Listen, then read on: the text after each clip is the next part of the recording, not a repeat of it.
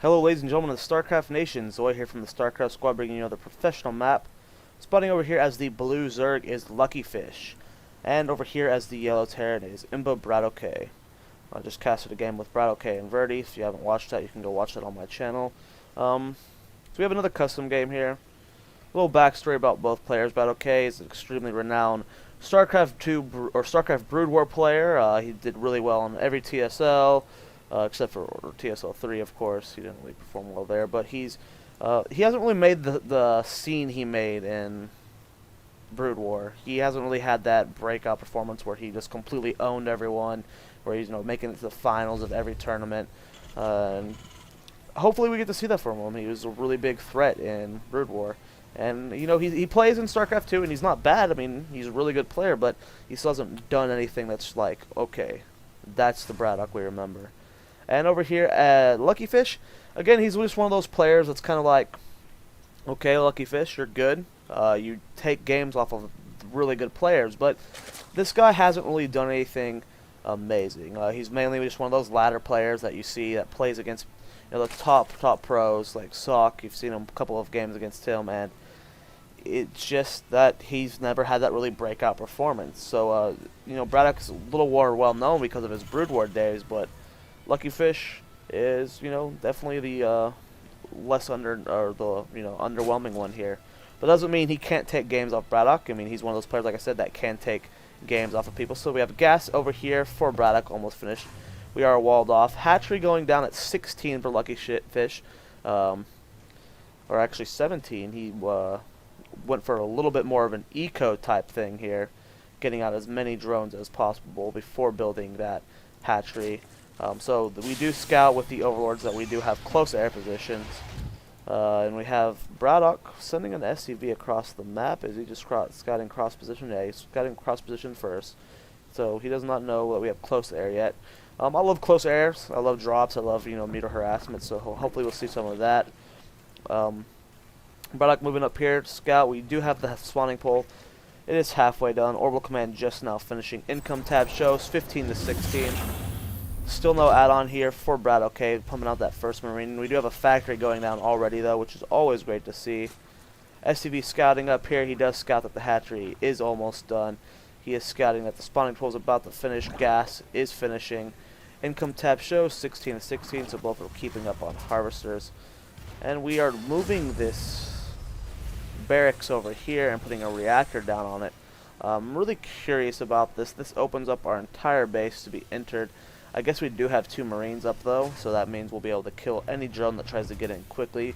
Hopefully we don't see any extreme Zergling play coming.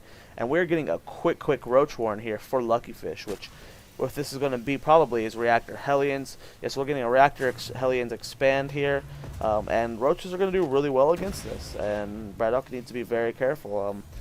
You do see that a lot of Zergs, they expect this Hellion Reactor opening, and they have been going just flying Roaches, which isn't necessarily a bad thing, but whenever we do get the Reactor Hellion expand, the Zerg's going to end up coming up a little bit ahead if they can prevent the Terran from doing any damage, which most Zergs can do nowadays. They don't have a problem holding off these Hellions now because they have just so much practice with it.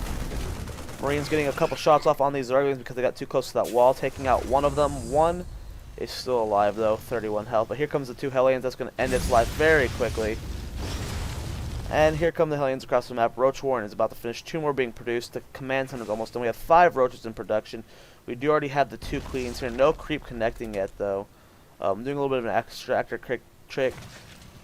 Good choice here from LuckyFish, bringing his drones up into the main. He does not have those Roaches yet. Doesn't have any spine crawlers down. So he's going to try and just keep as many drones alive as possible. No need to needlessly lose them.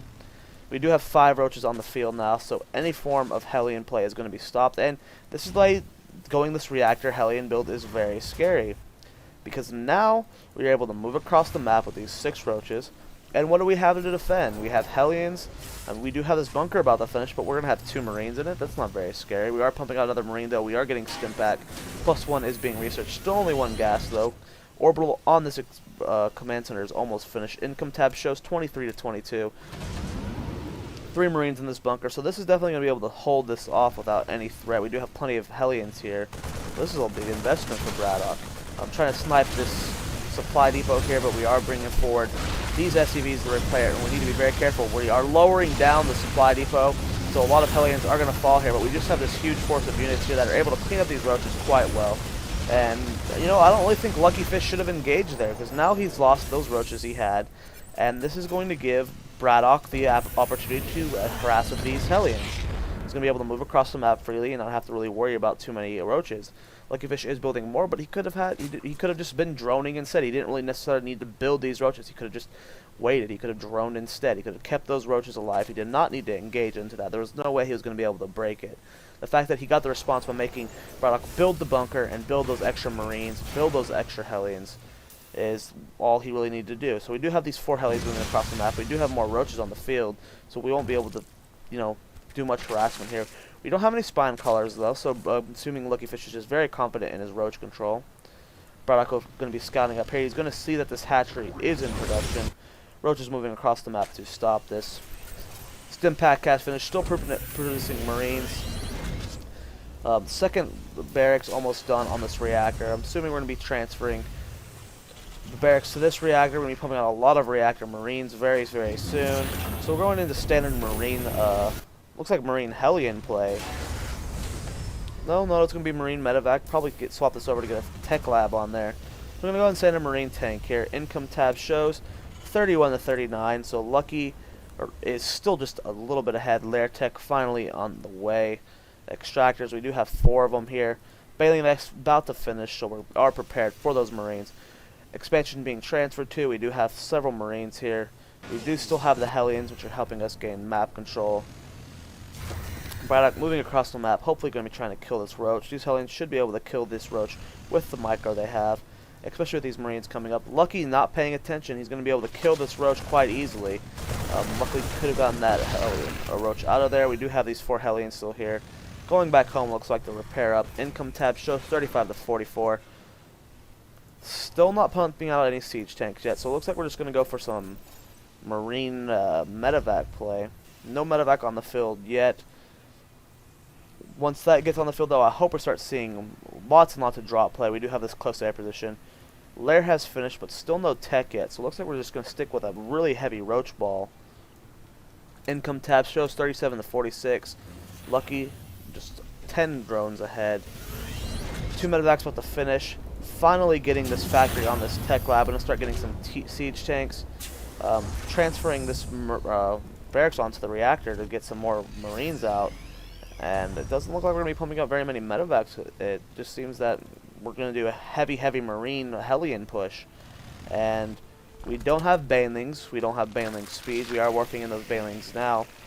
We do have a lot of roaches here, though, and if the banelings finish, we don't have very good creep spread. Though. Actually, we have no creep spread at all. Just not noticing that. Lucky, what are you doing? These banelings are going to be horribly slow off of this creep. If we had some creep expand going right now, we'd be able to do a lot more with these banelings, but we don't have them. Either way, I think LuckyFish is going to be quite okay. This is not very many Marines here. You need to be very careful. Here comes the stim. Roaches, Marines pushing forward. Banelings getting ready to explode here. If we get this evolution chamber, the upgrade was not finished. That's a good hit for BratOK. Marino splitting is doing quite well. He hasn't really lost any Baneling blasts yet. Baneling speed is about to finish, however. 26 lings on the way, 30 on the way. Once those finish, he'll be able to clean this up quite well. LuckyFish is no real threat quite yet. Good Marine blast going off right there. Here comes the reinforcement lings and be able to clean this up. And then BratOK just easily picking up his forces and going home. We do have the third base finish for BratOK, and we're going to try and get a counterattack here from LuckyFish, which will be quite easy to do.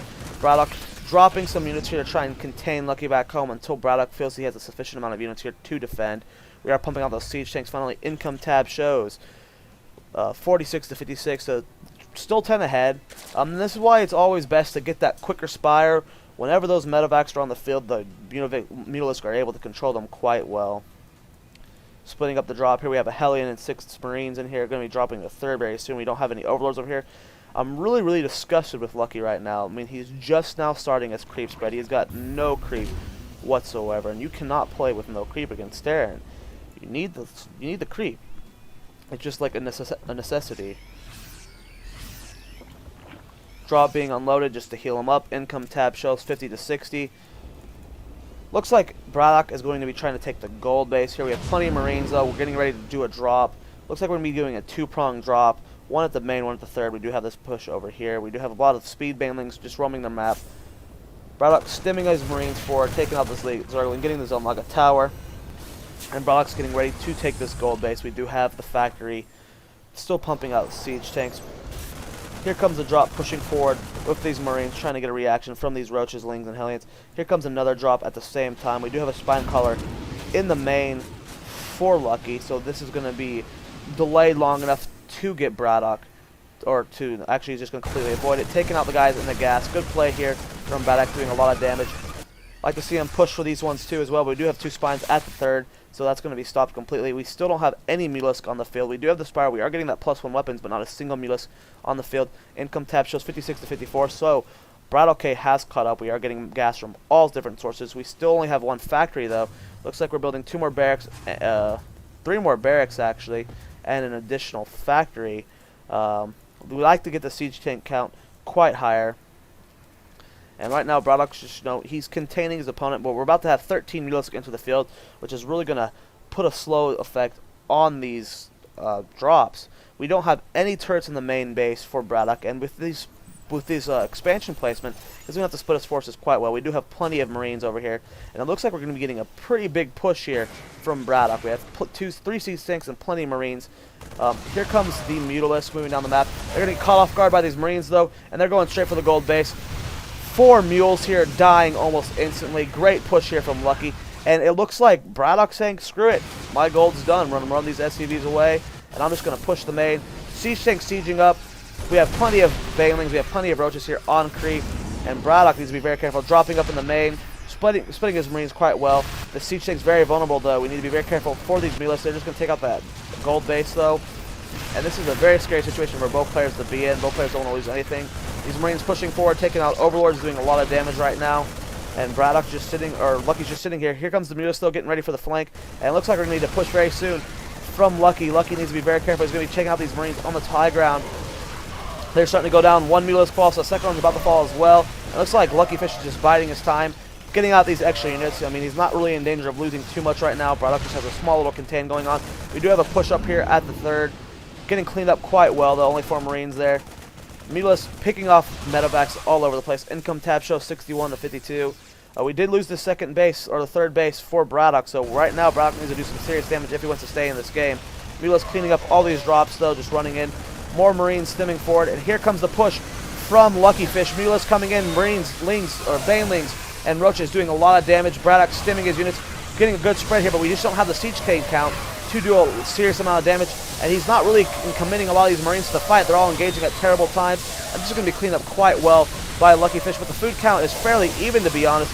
111 for LuckyFish. LuckyFish has 98, doing a serious amount of damage here. LuckyFish just barely able to hold and break through, but the food count still says it's good. But the thing is, even though we have LuckyFish, or LuckyFish, who's able to reapply pressure, if LuckyFish can hold, he should be okay. He's got plenty of Banelings morphing in. He's getting another macro hatchery to dump his money. He's got a high amount of minerals and gas saved up, so we really need to get spending on that. 5 more Mutalisk on the way, and if LuckyFish can hold, he will be ahead. He's been on 3 bases a lot longer. This gold base is just now being retaken by BratOK. We have plenty of Lings and Banelings. We have 8 more Mutalisk on the way, plus 2 Flyers on the way. Roaches have +1 armor. We don't have really many more of those.